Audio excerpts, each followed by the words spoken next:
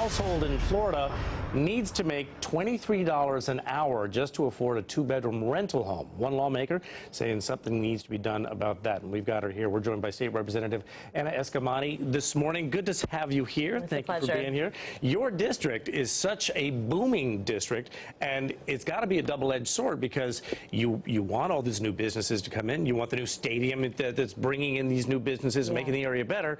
But that's making things more expensive and forcing people who've been there for maybe some generations, forcing them out. They can't afford it. You got, 1,000 people are moving to Central Florida every day. Yes. And more than 40% of the Orlando metropolitan area are now renters. And so as we see this new development, we're also seeing a lack of affordable housing options being available, especially for renters who, to your point, can't afford to make ends meet, can't afford to even have a roof over their head. Yeah, I did a story just a few weeks ago.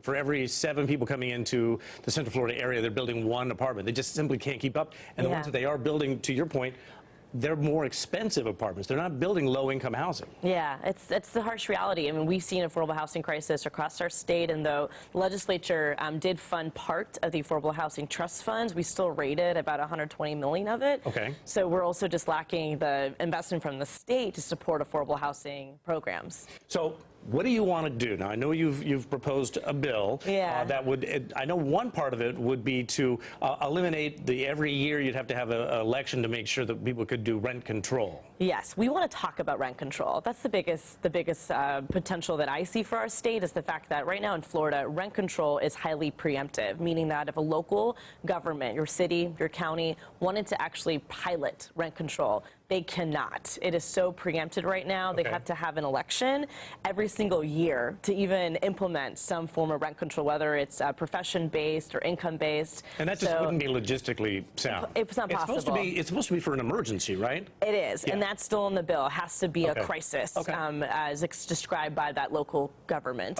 All we do with our repealer bill is that we pull back the requirement for an election every single year.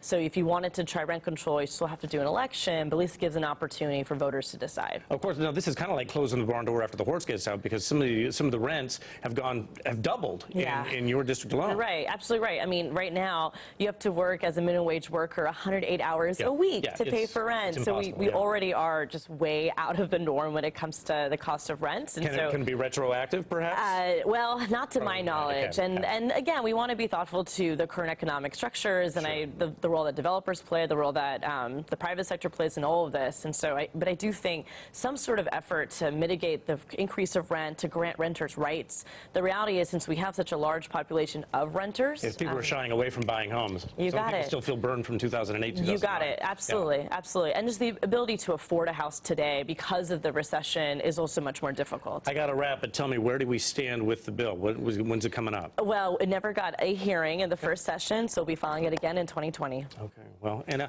it was so wonderful to have you here, and say hello to your parents. I know that they came here from around, and you were born here in Orlando. I am. It's nice to have a product of Orlando right here. It's such a pleasure. Nice to have you here. All right.